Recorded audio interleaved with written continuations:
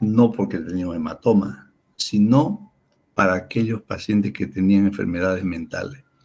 Decían ellos, con estas trepanaciones vamos a sacar el espíritu de los individuos insanos. En el Neolítico empiezan a cambiar los hábitos nómadas por excelencia, se convierten en sedentarios. Ya empiezan a cultivar la tierra, a domesticar animales, empiezan a construir sus propias ciudades. Crean culturas auténticamente superiores a los anteriores.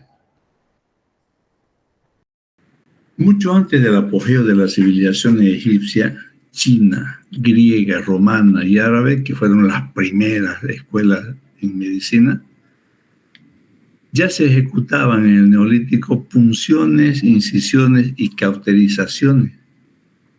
Pero no había corriente, entonces eran todos incandescentes. Calentaban piedra y fierro para hacer las cauterizaciones. Mesopotamia y Egipto. Miren aquí, el modelo de salud de enfermedad entre los sumerios se basaba en una concepción sobrenatural. Decían que la enfermedad era un castigo divino impuesto por diferentes demonios cuando se rompía algún tabú en esa persona. Fíjense ustedes lo que les decía al comienzo, la medicina estaba íntimamente ligada al sacerdocio, quedando la cirugía relegada a una especialidad médica de segunda categoría. Y van a ver de qué vivían los cirujanos más adelante. Los cuerpos momificados, las pinturas, los jeroglíficos, nos han mostrado que los antiguos egipcios sufrían las mismas enfermedades que tenemos ahora. ¿Por qué? Porque han encontrado en la entrada de los cementerios, en las bóvedas, férulas fabricadas de bambú, de madera o almohadillas con lienzo, las famosas férulas del lienzo que se hace para los niños, por ejemplo, para inmovilizar las manos cuando están con suero. Ya se habló de que usaban muletas porque encontraron un grabado realizado en la entrada de una tumba de Hirkov, donde se observa un hombre joven apoyado sobre un báculo. ¿Qué es un báculo? Un bastón. Entonces ya la gente utilizaba esto para poder deambular. Antes, ¿dónde guardaban las informaciones? En papiros, en papeles, que los guardaban en tumbas, en lugares donde era inaccesible para mucha gente, y solamente los médicos, los sacerdotes, la iglesia tenía cabida a estos lugares. Por eso se dice que en varios papiros médicos del antiguo Egipto, como el papiro de Erf, 1550 años antes de nuestra era, se lo considera este papiro de Erf uno de los tratados de medicina más antiguos que se hubieran conocido. Y fíjese qué encontraron en estos papiros. Encontraron sobre el tratamiento de las mordeduras de cocodrilo, sobre curación de quemaduras, y recomendaba el drenaje de las hinchazones grasas, le llamaban antes. ¿Qué le dirán ustedes ahora? Absceso. Los abscesos ya los drenaban. Lo que hacemos ahora igual. Fíjense esto que se guardaba mucho y eran tan egoístas los que descubrían algo que los guardaban. ¿Para quiénes? Para ellos, para su escuela, para su propio lugar. Un documento compuesto por 48 historias clínico-quirúrgicas que hablaba sobre las prácticas de los antiguos egipcios. Procede de un papiro que fue robado en una tumba. para que vean que no los escondían, hasta que se descubrieron que los escondían en ciertos lugares y los robó. Posteriormente ese papiro fue vendido a un egiptólogo, un tipo que hacía colecciones en Egipto, llamado Erwin Smith. Por eso a este papiro, sin que él lo hubiera escrito, se lo conoce con el nombre de papiro de Smith. O sea que desde siempre hubieron ladrones y profanadores de tumbas. Es el más antiguo documento y el único dedicado principalmente a la cirugía. Como los cirujanos eran relegados, entonces los escondían para que ellos no encuentren ningún tipo de información. Es un tratado de cirugía elaborado hace casi 5.000 años que se llamó La Esperanza. ¿Por qué? Porque era una esperanza para la gente, porque los cirujanos iban a empezar a mostrarse, porque los cirujanos iban a empezar a hacer tratamientos para curar muchas enfermedades que los clínicos no podían hacerlo con medicinas normales como se hace ahora. Por más bueno que sea el médico internista, si usted está frente a una peritonitis actualmente, no lo va a curar con antibióticos. Entonces vendrá un cirujano, lo opera y lo va a unir ese drenaje con un buen tratamiento antibiótico. Por eso es que yo les decía, chicos, que ustedes están en el mejor año de la medicina. Aprender a diagnosticar, a saber por qué se produce eso y a saber con qué contrarrestar eso, que es la farmacología. Por eso a estos documentos se los llamó la esperanza. Por eso se dice que es la piedra angular para que se inicie la evolución. Es la piedra angular de todo tratamiento. También se describen en esto las complicaciones de las heridas, incluyendo la infección y el tétanos. El documento permite notar, fíjense, el abismo existente entre los médicos clínicos y los cirujanos. De todos los papiros, solo el papiro de Smith se dedica por entero a las cuestiones quirúrgicas. Por eso se lo robaron, porque hablaba de cirugía. En la India, en los libros hindúes, Shruta Samhita, a ver, este nombre se lo van a memorizar. ¿Por qué? Dice, está referida a la sutura de los tejidos, además de los 8 tipos de operaciones generales. ¿Cuál es el libro que habla de las 8 operaciones? Shruta Samhita.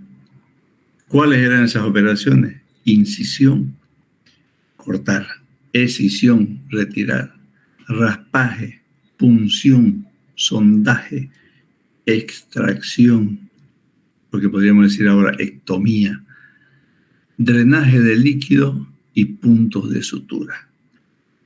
Ese es el primer libro de cirugía, el Shruta Samhita, que se escribió en la India. Fíjense ustedes que a pesar de lo oculto que tenían, cada lugar empezó a hacer sus estudios por separado de lo que era la cirugía. La medicina hindú es la primera en desarrollar técnicas específicas de cirugía plástica, desde reparación de deformaciones del pabellón auricular, perforaciones para colocar aros o pendientes, técnicas de rinoplastía y cirugía, método quirúrgico para eliminar cálculos renales o de vesícula. Incluso se dice que había un método para intervenir cataratas. Entonces, en la India nació prácticamente la cirugía. En Grecia, la medicina hipocrática, nuestro padre, no Hipócrates, surge en el siglo IV y V antes de Cristo. Este señor Hipócrates ejerció durante el llamado siglo de Pericles, que es tratar todos acerca de las fracturas y las lesiones articulares, el famoso siglo de Pericles. En el siglo V es en el que la cultura griega puso a punto su ideal pandeia. ¿Qué significaba la pandeia? Educación del hombre. Hablamos del médico, tanto espiritual como corporal. El famoso corpus hipocrático es una colección de unas 70 obras médicas de la antigua Grecia. El corpus hipocrático propone el empleo de plantas medicinales y recomienda aire puro y una alimentación sana y equilibrada. Miren ustedes, en esa época ya se hablaba de las plantas medicinales y ahora seguimos con la manzanilla, que la canela y todos los yuyos. Recomienda aire puro. Un paciente, por ejemplo, con TB, con tuberculosis, no tiene que estar encerrado. Tiene que estar en un ambiente aireado, bien ventilado, y ellos ya hablan de eso.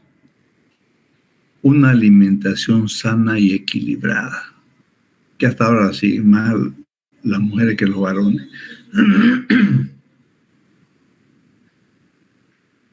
Aquí viene otra. Yo le decía en la clase inaugural que fisiopato es como fisiología o como filosofía en el colegio. Es la ciencia del porqué, ¿no ven? Ahora bien, la filosofía se convierte en la matriz de la medicina. Miren cómo estaban de endiosados estos tipos. El médico, que además de ser filósofo, es semejante a los dioses. Dice un escritor, el médico, que además de ser filósofo, es semejante a los dioses. O sea, demasiado ególatra, endiosado de estos tipos. Y por todo esto, la medicina, o sea, el clínico y el cirujano se van distanciando cada vez más. El médico general, el médico clínico, considera indecoroso el ejercicio de la mano, impropio de personas de alta categoría. Por su parte, el cirujano, según el testimonio de un poeta romano, Marcial, decía que a duras penas el cirujano puede vivir del solo ejercicio de su profesión. Por eso es que los cirujanos tenían que simultanearlo. ¿Qué significa? Que simultáneamente a su profesión, ¿qué hacían? Eran gladiadores. Y para ser gladiadores, ¿cómo eran? Fisicudos, rudos. ¿Y qué hacían los gladiadores? Eran luchadores y entretenían a los reyes con eso. Y además de eso, eran los enterradores. Moría una persona y quien hacía el entierro eran los cirujanos. Y esa era la degradación a la que lo ponían a los cirujanos porque trabajaban con las manos. En Roma, gran autoridad en medicina romana en el siglo I a.C. fue Aurelius Cornelius Celso, que seguramente que ustedes han escuchado ya hablar de la famosa tetrada de Celso: calor, rubor, tumor, dolor. Su obra se llamó De Medicina. Fue uno de los primeros libros impresos y describe 4 características en esta tetrada que les decía de la inflamación: rubor o hinchazón, con dolor y calor. O sea, la tetrada de Celso: calor, dolor, rubor y tumor o tumoración porque estaba hinchado. Hablaba también de ligaduras para el control de las hemorragias. Litotomía significa sacar un cálculo, por ejemplo. Operaciones de hernias, cirugía oftálmica, reparación plástica de defectos, y se inventaron aparatos para reducir la fractura. Ahora hay también esos aparatos. Cuando un paciente tiene una fractura de fémur, por ejemplo, donde hay mucha musculatura, es difícil reducir la fractura. Entonces hay unos aparatos especiales para traccionar y reducir. Ya ellos lo hicieron en las luxaciones, hacían traqueostomía y presumiblemente la administración de un jugo llamado mandrágora con fines anestésicos. Mandrágora. Vamos a ver en otro lugar donde ya inician con la aparición de la anestesia. Galeno, otro famoso, por eso nosotros nos dicen los galenos, apareció en el siglo II después de Cristo, el médico más famoso de la antigüedad. Trabaja como médico, fíjense, de los gladiadores, o sea, de los cirujanos, y durante 4 años practica la cirugía restauradora y la ortopedia. Fíjense, antes los especialistas, los médicos estos famosos, no tenían una sola especialidad, tenían varias. ¿Quién hace cirugía restauradora? Los cirujanos plásticos. Y él hacía cirugía plástica y ortopedia. Este señor escribió pequeños textos sobre la disección de los huesos, disección de los músculos, disección de las arterias, venas y de los nervios. Era un anatomista. Los árabes, Abul Qasim o Abul Qasim, aparece en el siglo XI. Su principal obra, Kitab al-Tarrif, que significa la práctica. El método, cuyo volumen 30 contiene un extenso tratado de cirugía. Ya empezó a alargarse la cirugía, pero era muy controlada por la medicina. Escribió sobre oftalmología, odontología, tratamiento de las hernias, extracción de cálculo, obstetricia y un amplio apartado sobre traumatología. Miren ustedes, todas las especialidades que podían hacer. Los primeros tratados quirúrgicos se escriben en la Edad Media Latina, son en el siglo XI. El más antiguo, con el nombre de cirugía de Bamberg, se encuentra en ella la fórmula de la esponja soporífera. Fíjense, aquí empezó a aparecer el uso de la anestesiología. No sé si ustedes en práctica de fisiología han hecho en el sapito los tipos de anestesia que se pueden hacer. Anestesia por destrucción encefalomedular, anestesia por inmersión alcohol o anestesia etérea con éter. Y mire, ellos ya utilizaban eso, la esponja soporífera. ¿Qué pasó en el Renacimiento?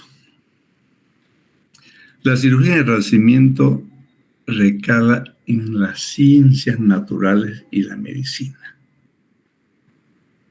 Los nuevos conocimientos en anatomía suponen el despegue definitivo de la cirugía o la anatomía patológica. ¿Quién fue el mejor anatomista de este periodo? Fue Andrés Vesalio, autor de uno de los manuales de anatomía más entendidos e influyentes durante el siguiente siglo. Se llamó De Humanis Corpore Fabrica. Lo consideraban al cuerpo como una fábrica, porque tenía diferentes segmentos, órganos, aparatos, sistemas. Este señor se lo considera como el padre realmente de la cirugía. ¿De dónde? De Francia, el famoso profesor Ambrosio Paré. Cirujano militar. Fíjense, tenían muchas profesiones. Él decía que para parar una hemorragia era mejor controlarlo al ligar vaso uno por uno y no ligar arteria y vena, por ejemplo. No se debería hacer ligadura global porque la arteria tiene pulso, la vena no. Y ese pulso que va recibiendo constantemente la arteria podía aflojar la ligadura venosa y producirse la hemorragia. En 1564, este señor Ambrosio Paré publicó una monumental obra de cirugía, Dix Libre de la Chirurgia. Es como decir, es el Dios, es el libro Dios de la cirugía. La primera parte contenía anatomía y fisiología y la segunda parte hablaba de cirugía. En esta obra se describen muchas técnicas quirúrgicas y la más significativa es el uso de ligadura de grandes vasos en amputaciones. Pregunta de examen. Guy de Chauliac, uno de los más importantes cirujanos franceses de la Edad Media, en Bolonia se destacó como anatomista y fíjense lo que dice este señor. Y lo vamos a recordar nosotros como médicos toda la vida, y peor aún aquel que se dedique a alguna rama de la medicina que sea quirúrgica. Neurocirujanos, cirujanos pediatras, cirujanos ginecólogos, traumatólogos, cirujanos de tórax. Tienen que saber esto. Un cirujano que no sepa anatomía es como un ciego achando un tronco. Qué exactitud, ¿no es cierto? Te póngale un vendaje a un tipo y le dice corta ese árbol, le va a dar los hachazos a todos lados hasta su canilla, pero nunca al tronco. Por eso que el cirujano tiene que saber anatomía. Impartía clases en las universidades en París y publica ahí en la universidad un libro que se llamaba Cirugía Magna, o sea, lo máximo. Un verdadero tratado de cirugía durante la Edad Media, donde escribía sobre anatomía, cauterizaciones, anestésicos, fracturas, heridas. Se cree que fue el inventor de varios instrumentos en cirugía y el primero en describir la hernia femoral. ¿Qué especialidad tenía este señor? Era anatomista, era anestesiólogo, era traumatólogo, inventó sus propios instrumentos. Fíjense lo que dice este señor Guy de Chauliac. Cirujano es aquel que cura con sus manos dirigida por una mente educada y razonable. Alguien sabio, experto, ingenioso, de buen humor, audaz cuando tenga la certeza, cauteloso ante el peligro, amable con el enfermo, considerado con sus amigos y no influenciable por los honorarios. Esa es la definición de cirujano. Pero lamentablemente la última parte, la última frase no se cumple en muchos. No influenciable por los honorarios. Cirugía precolombina, ya vamos saliendo de la época antigua. Aquí se observa el mayor desarrollo de la cirugía. Se ha observado en los aztecas, en los mayas en México y también en los tiahuanacotas e incas en Bolivia y Perú. Ya estamos entrando hacia nuestro lado.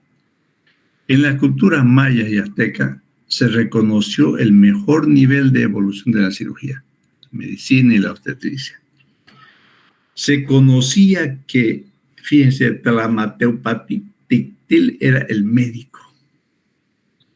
Estos son los nombres que tienen que acordar. Texoso Tlamaticitil era el cirujano y Tamaki Tixil era la partera.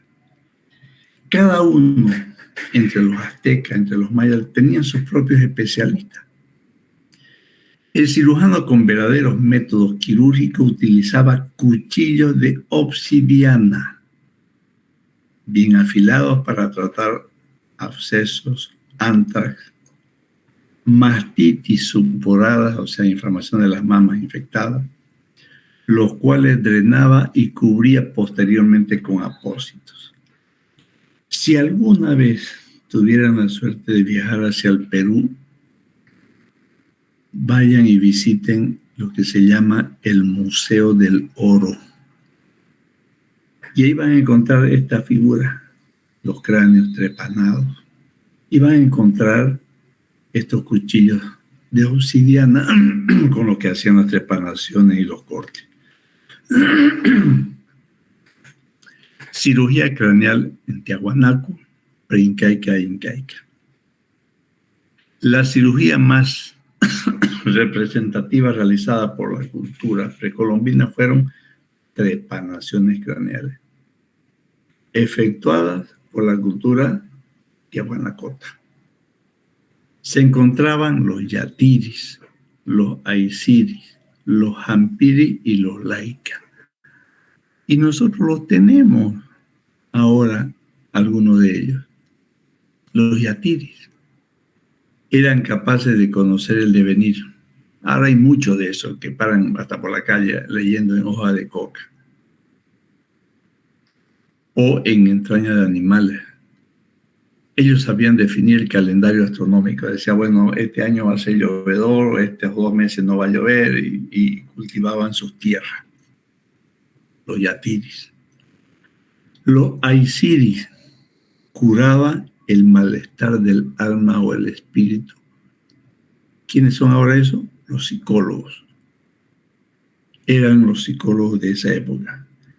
Su técnica era el diálogo, como son los psicólogos ahora, estimulando a revivir situaciones del pasado, hasta hipnosis. Entonces lo curaban hablándole. Ahora son los psicólogos, los aisiris. Los jampiris, se dice que eran los naturalistas, empleaban plantas para la economía doméstica, pero sobre todo para curar enfermedades. Los principales métodos de aplicación de los medicamentos eran las formas de infusión, y ahora igual, las famosas cataplasmas. No sé si usted alguna vez ha escuchado hablar de los cataplasmas de cuchi. Es una planta que tiene una resina muy fuerte y cuando se seca es un yeso, y lo utilizaba en las fracturas.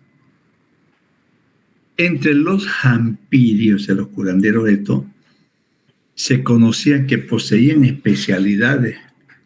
Por ejemplo, los guaguachiris, ¿quiénes eran? Los parteros, porque agarraban a los niños, recibían a los niños, los guaguachiris. Los cacochiris reducían luxaciones y trataban las fracturas, o sea, eran los patólogos. Los miluchiris eran los médicos, los cirujanos, y los uroches, que eran los neurólogos. Los laicas, esto basaban su poder en la subyugación de un espíritu para realizar daño o detener el origen de este. Elaboraban filtros de amor. ¿Han escuchado la famosa sacasuerte que hay ahora, no?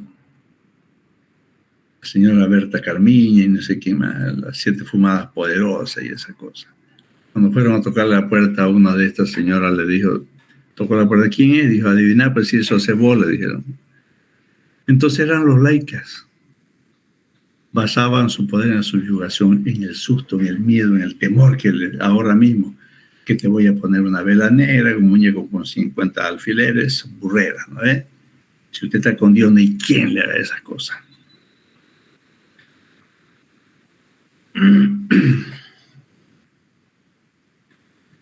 En estudios de cráneo trepanados y de instrumento para las intervenciones usaban la aleación de cobre y plata.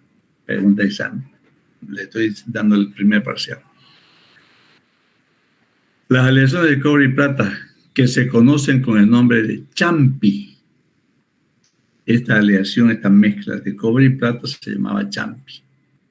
Y de ese champi fabricaban sus instrumentos que se llamaban tumis. ¿Lo ven ahí abajo? En la imagen de abajo, esos son los tumis. Con esa esquina hacían las trepanaciones. Cuando ustedes sean médicos, queridos chicos, tienen que ganar plata, ¿no ven? Un poco para la casa, otro poco ahórrense para viajar a congresos, para actualizarse, para hacer sus especialidades. Y cuando viajen de vacación con la familia, vayan al Museo del Oro. Todo lo que estamos hablando aquí, chicos, lo van a ver allá. Ahí están en ese museo. Uno tarda en recorrer el museo unas 3 horas por lo menos. Porque hay de todo. Oro al por mayor, huesos al por mayor, rifle, arma, mire, hay de todo. Hermosísimo el museo. Y ahí, cuando yo fui, vi esto y dije, pucha, eso lo hemos estudiado nosotros. Está en el libro. Entonces, la aleación de cobre y plata se llama champi. Y los instrumentos que fabricaban de este champi se llaman tumis. Vamos entrando a la cirugía moderna. En el siglo XV, el siglo XVIII, el cirujano estudia los síntomas de las enfermedades. Antes el clínico le decía, vení, opera. Vení, este paciente tiene tal cosa y lo que tiene que hacer es operar. Entonces el cirujano iba, era un peoncito que lo mandaban. Pero ya en el siglo XV, XVIII, el cirujano estudia los síntomas de las enfermedades, sus causas, y comienza a valorar la indicación operatoria. Ya no esperaba que el cirujano o el clínico le diga, anda, opera. Bueno, ya basta, ya no soy tu muchacho, yo voy a hacer lo que tiene que hacerse. Entonces, examina, hace su historia clínica y valora la indicación. Si este paciente realmente requiere cirugía, se opera, si no, no. Entonces ya los cirujanos pasaban a ser los que imparten la docencia de la medicina quirúrgica o de las enfermedades con tratamiento quirúrgico, que primero empezaron a estudiar en el cadáver. ¿Por qué? Porque el paciente se moría con ciertos síntomas y ellos hacían lo que se llama ahora autopsia.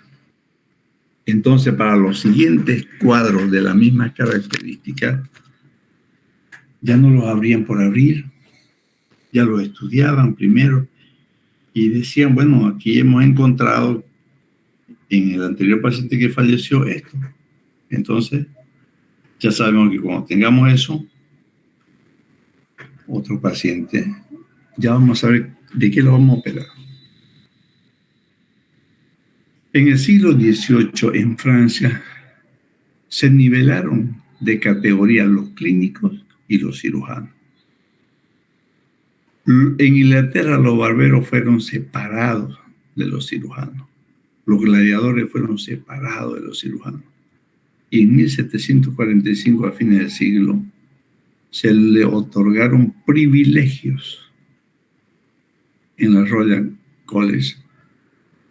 ¿Por qué? Porque ya tenían una escuela, ya eran formados en universidades, ya eran docentes, ya impartían las enseñanzas clínico-quirúrgicas.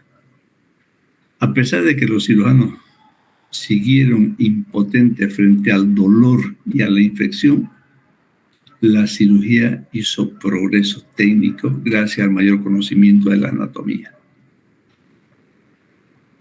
Por eso que los cirujanos pueden manejar analgesias, pueden manejar antibióticos, pero siempre nos valemos ahora de los médicos clínicos que dominan mejor el medio interno y dominan mejor el uso farmacológico. En los siglos XIX y XX conviene separar esta primera de la segunda etapa, o sea, de la segunda mitad del siglo. En la primera mitad se produce la desaparición de las academias y reales colegios. Ya no estaban los curas, ya no estaba la iglesia metida en esto, pasando la enseñanza a depender de las universidades. Lo que implica que aquí ya empieza la fusión definitiva entre los médicos y los cirujanos, pero desde el punto de vista profesional y de formación. O sea, ambos estudiaban ya en las universidades.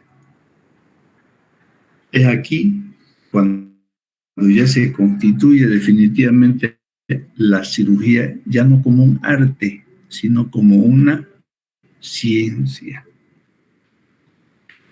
Miren ustedes ahí un prodisector, un profesor, impartiendo clases en un anfiteatro. Ese es un anfiteatro, chicos. No es el que tenemos nosotros. El anfiteatro es una mesa de cemento, que se llama mesa de Morgani. Y alrededor es como un coliseíto pequeño que tiene gradas. Fíjense ustedes, el que está delante no le tapa al que está atrás, aunque estén parados. Entonces, ahí están viendo lo que el prodisector le está enseñando. Ese es un anfiteatro. En el anfiteatro en Sucre, que yo conocí, ahora hay un anfiteatro moderno, hermoso en Sucre. Había un letrero que al entrar al anfiteatro puso un profesor de anatomía y decía: muerto no es aquel que yace en esa mesa fría, sino aquel que estudia noche y día y se aplaza todavía. Ese es el inicio de las cirugías jóvenes en el siglo XIX, siglo XX. En la segunda mitad del siglo XIX se llega al control eficaz de la hemorragia quirúrgica al aparecer pinzas especiales. Los prodisectores fueron transformando en una ciencia con objetivo y metodología propia, la cirugía. A fines del siglo XIX, el gran desarrollo de la medicina, pero sobre todo en áreas de anestesia, antisepsia y el mejor conocimiento de los agentes causadores de la infección. Después ya apareció nuestro gran Pasteur, ¿verdad? Desde 1846 a 1946 es considerado el siglo de oro de la cirugía. La introducción de la anestesia al final de la Segunda Guerra Mundial crea una situación espectacular para el desarrollo de la cirugía. Aquí empezaron a hacer práctica en los soldados de guerra. La década de los 80 se caracteriza por el entrado al mundo de la cibernética. Ustedes, chicos, de los ordenadores con apoyo diagnóstico extraordinario, tomografía, resonancia magnética. Y ahora, ¿qué se llama lo que habla a la inteligencia? ¿Qué se llama? La inteligencia artificial, no sé qué, ¿no? Ajá. La IA. La inteligencia artificial, que está de moda ahora, ¿no? Sí. Pero nosotros, ¿qué estamos formando? Médicos generales, donde el diagnóstico sigue siendo clínico. Por eso es que me gusta que vayan a las visitas.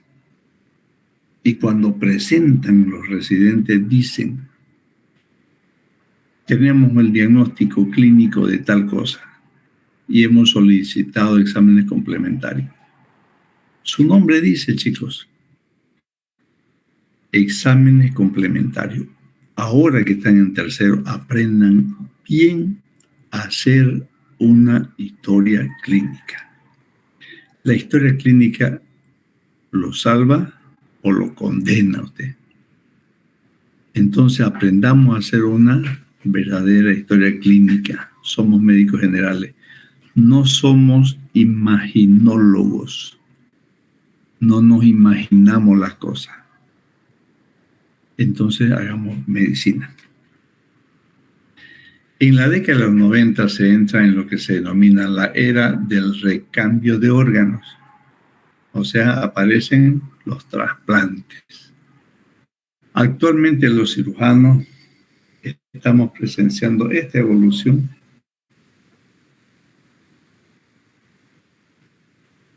¿No ve? Todos estos cambios modernos los estamos viviendo. Y cuando ustedes salgan, la cirugía robótica va a ser el boom. Ahora está empezando. Entonces estamos presenciando toda esta evolución de la cirugía. La llegada de la informática permitió el desarrollo de la cirugía mínimamente invasiva. ¿Cuál? La cirugía laparoscópica. Antes se hacían incisiones grandes. Ahora se hacen pequeñas incisiones para sacar un estómago en las cirugías bariátricas o de cirugía de gordos. Un resumen de lo que hemos hablado. En la prehistoria, imitación a los animales, separación de las lesiones externas de las internas. Ellos solamente curaban lo que veían.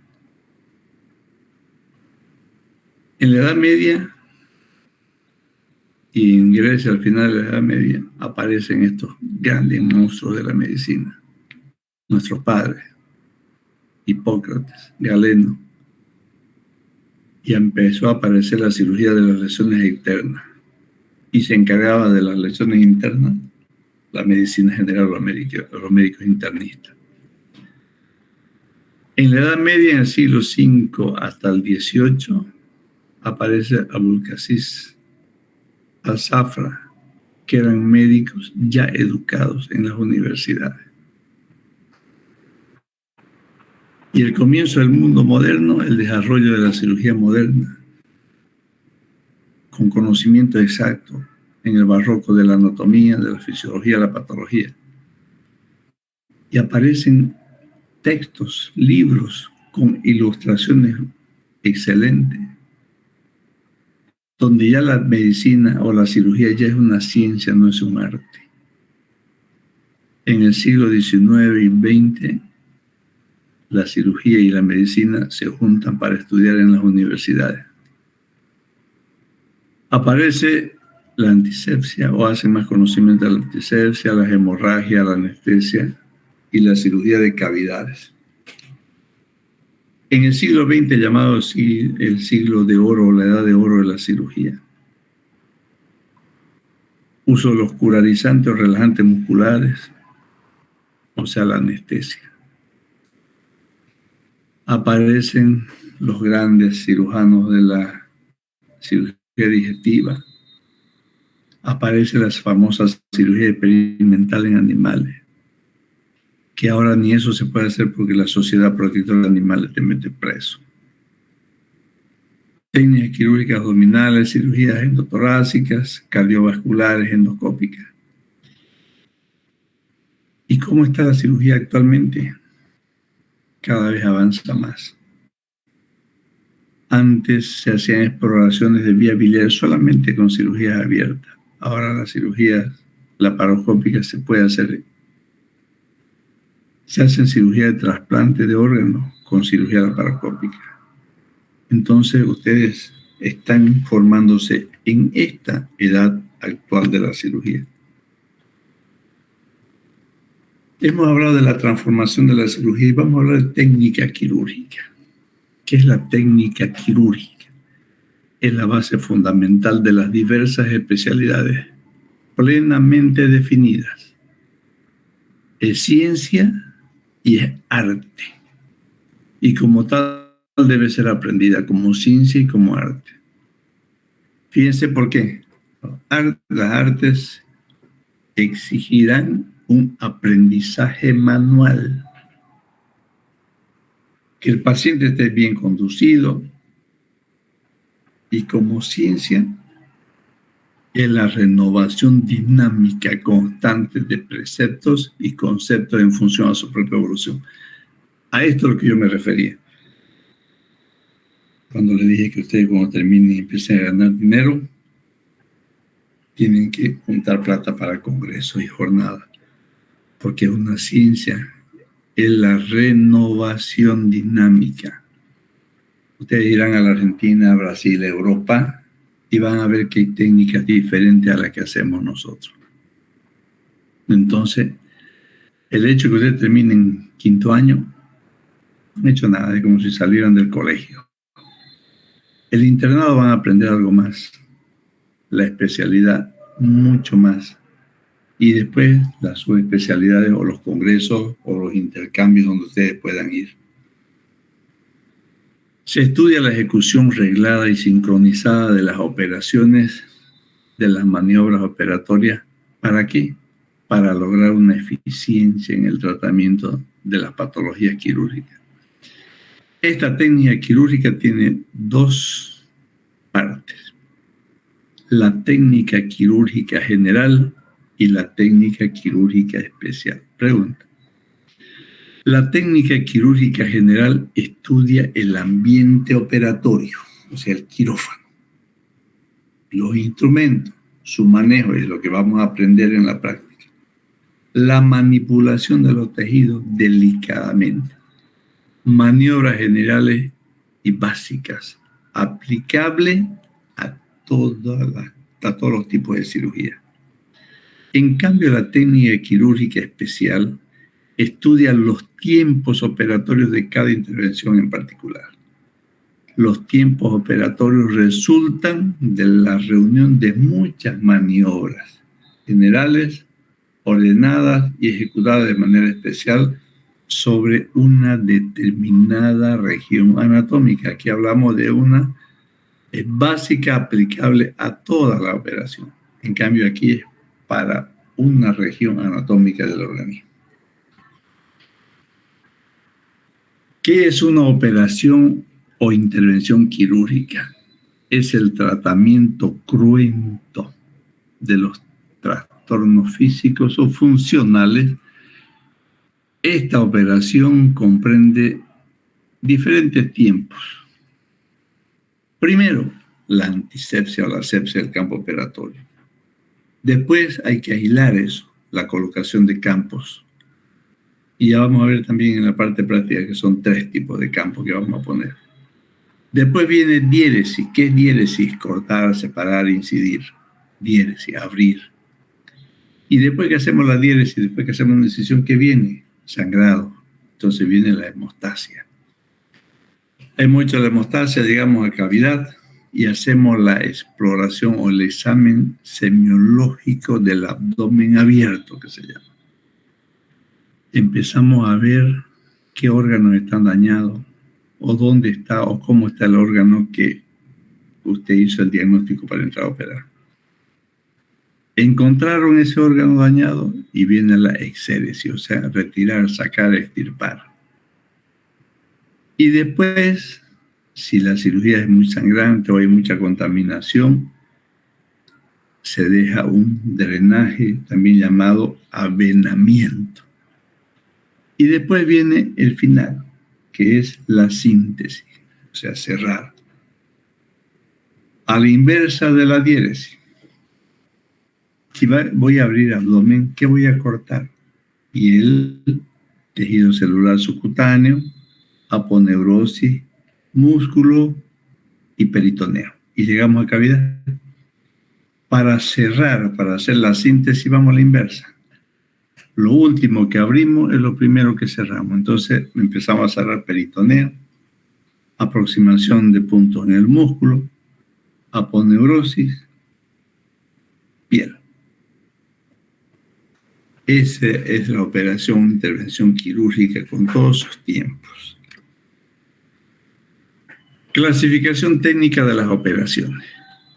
intervenciones o operaciones típicas y las intervenciones atípicas. ¿Qué es una intervención típica? Los tiempos operatorios se suceden en forma perfectamente arreglada y sincrónica. Como le he dicho, hasta encontrar allá el apéndice lo sacamos. Estas intervenciones típicas convienen al principiante, al que además de aprender la operación, debe aprender a operar. ¿Por qué? Porque es sencillo, un apéndice ya va y lo saca. Pero si fuera un plastrón, un absceso apendicular, el principiante no lo puede hacer. Entonces entramos a las intervenciones atípicas. Los tiempos se suceden en forma variable, regladas en líneas generales, no con detalle. La manera de desarrollarlos varía en cada enfermo. Son para cirujanos de experiencia. Por ejemplo, chicos, en intervenciones típicas, abrí la cavidad abdominal y voy a encontrar el apéndice, está inflamado, lo levanto, ligo el meso para que no sangre, donde viene la arteria ilioceco-apendicocólica, corto ese meso ligado, ligo la base del apéndice y lo saqué. Es una cirugía típica, reglada. Pero si ese mismo paciente, en vez de tener una apendicitis como la que hemos explicado, nos encontramos con un absceso apendicular o nos encontramos con un plastrón. ¿Qué es un plastrón? Es cuando el epíplon ha envuelto al apéndice que está inflamado. El organismo es tan sabio que lo engloba, lo enreda, lo envuelve para que la infección no se disemine. Entonces, en ese caso, o cuando el apéndice es retrosecado, o sea que va por detrás del ciego, se mete a la serosa del ciego. Entonces, en ese caso, es muy difícil hacer lo que hemos hecho primero. Entonces, empezamos a ligar primero la base, que es lo último que hacemos en las cirugías típicas. Ligamos base y después vamos ligando poco a poco el meso hasta que lo sacamos. Esa cirugía se llama cirugía atípica, que no es reglada. Tanto las operaciones típicas y atípicas se dividen según sus dificultades en simples y complejas. Es lo que acabamos de decir. Las operaciones también se clasifican según su volumen o gasto de material. En operaciones mayores, operaciones medianas, operaciones menores u operaciones supermayores. Esa es la clasificación de las operaciones según su volumen y gasto de material y tiempo. Estrategia quirúrgica. ¿Qué es una estrategia? Ustedes, sobre todo los varones, les gusta el fútbol y dicen el técnico tiene que trazar una estrategia y utilizar una técnica depurada para ganarle a Real Santa Cruz, digamos. Entonces, ¿qué es la estrategia? Consiste en planear de antemano los detalles de esa cirugía. Mira, voy a hacer una apendicitis solamente, ya sé lo que voy a hacer primero, voy a ligar el meso, después el apéndice. Y si fuera una cirugía atípica, bueno, voy a ligar primero la base y después voy a ligar el meso porque puede que me sangre. ¿Ven? Entonces, es una estrategia. Y eso se lo hacen en preoperatorio. También se lo puede hacer en la operación misma, depende de qué es lo que encuentra. Y esa preoperatoria e intraoperatoria operación misma nos va a servir para ver el postoperatorio. Cuánto suero le voy a dar, qué antibiótico le voy a dar, qué analgésico voy a poner, cómo debería salir el contenido del drenaje que le dejé. Entonces son estrategias. Y para eso hay que prevenir cualquier circunstancia que haga peligrar el resultado de una intervención quirúrgica.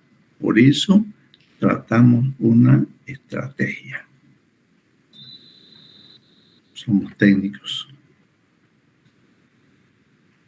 Las maniobras quirúrgicas se dividen en maniobras básicas o generales y las maniobras específicas. Las maniobras básicas o generales son comunes a todas las intervenciones. Por ejemplo, asepsia, colocación de campo, incisión, ligaduras. En cambio, las maniobras quirúrgicas especiales son privativas de cada operación. Yo voy a operar una vesícula, no voy a ir a sacar la vesícula primero. Buscaré el conducto cístico que se une con el colédoco. Buscaré, antes de ligar el conducto cístico, buscaré el famoso triángulo de Carlot. Borde inferior del hígado, conducto cístico y hepático común. Ese triángulo, ¿por qué es importante? Porque dentro de ese triángulo está la arteria cística. Y si nosotros no ligamos primero la arteria cística, nuestra cirugía va a ser demasiado sangrante. Entonces son maniobras específicas para cada intervención quirúrgica, para cada operación. Ese es el tema de cirugía, el tema de hoy. Para el sábado, ya en clases, vamos a hablar sobre el quirófano. Toda esta semana, la parte práctica se va a basar en eso. En el quirófano, y los auxiliares le van a ir hablando algo de quirófano que nosotros se lo vamos a completar con el tema de quirófano el día sábado, 8:15 de la mañana. Chicos, tienen toda la potestad de poder preguntar, de poder sugerir sobre el avance en materia. Yo soy de los que no me gusta, como le dije en el clase celular, que expongan temas porque es un desastre. No porque no sepan hacerlo, sino porque su compañero no lo atiende. Yo, como lo hemos hecho hoy, leemos un párrafo y lo explicamos. Leemos otro párrafo, lo explicamos, ponemos ejemplo, preguntamos, participamos todo para que la clase salga más bonita. Alguien me preguntó si voy a pasar las diapositivas. Yo le digo que no, por una sencilla razón. Si paso la diapositiva, ¿a quién les explico en la clase? Nadie va a ir. Y como hoy le voy diciendo, esta puede ser pregunta de examen. Y si yo repito 3 veces lo mismo, es que puede salir la pregunta de ahí. Entonces, los que vayan o tengan las diapositivas, no van a copiar la pregunta. Entonces,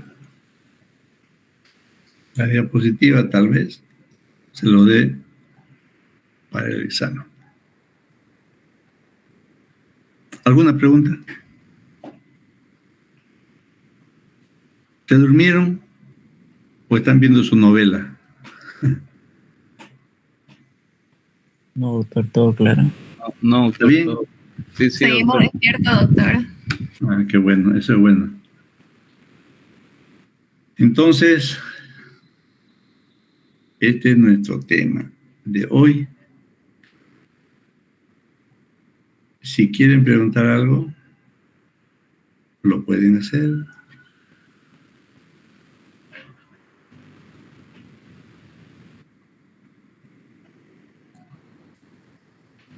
Doctor, una consulta.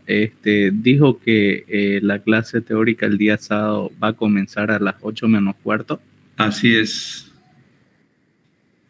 Ya, doctor, muchas gracias. Vamos a empezar 8:15. Lo que pasa es que hay mucha gente que vive lejos. Y ya viene época de frío, Surichilchi. Entonces le daremos un poquito más que se calienten. Entonces empezaremos 8:15. Hasta las 10:10, ahí acabamos clase. Ok, doctor. Gracias. ¿Alguna pregunta, alguna duda? Las clases prácticas son a las 2:15. Ya me imagino que sus auxiliares les han explicado qué es lo que tienen que llevar.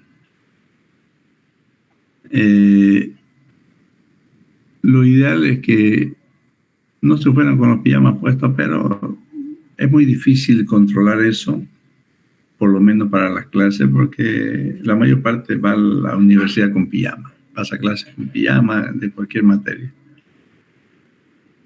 Entonces pueden ir con su pijama. Y lo que no pueden ponerse su pijama encima de su pantalón, solamente, chicos, para la práctica. Eso que yo les estoy diciendo no es lo correcto. Usted no puede poner su pijama para entrar a un quirófano encima de su pantalón. No, es antihigiénico, es contaminante. Entonces no. No se puede entrar a quirófano con la misma pijama que van de la calle. Ni las enfermeras ni yo lo vamos a dejar entrar, porque vamos a exponer al paciente. Por eso cuando le decimos que vayan al turno, vayan con un pijama, está bien, pero lleven otro en la mochila. Y no se olviden de llevar sus botas, su gorro y su mandil clínico. Porque si no, no lo van a dejar entrar al hospital si no tienen mandil. Y barbijo, por supuesto. Y ya si hay cirugía, pues nos entramos a quirófano. ¿Alguna duda? ¿Alguna pregunta más, chicos pericos? Bueno, chicos, ha sido un gusto verlos algunos, imaginarlos a otros. Nos vemos el día de mañana con los que tengan práctica mañana y con los demás, con todos los que puedan ir el día sábado. Buenas noches, niños, y que tengan un lindo sueño. Buenas noches, doctor. Buenas noches, doctor. Buenas noches, doctor. Hasta luego, doctor.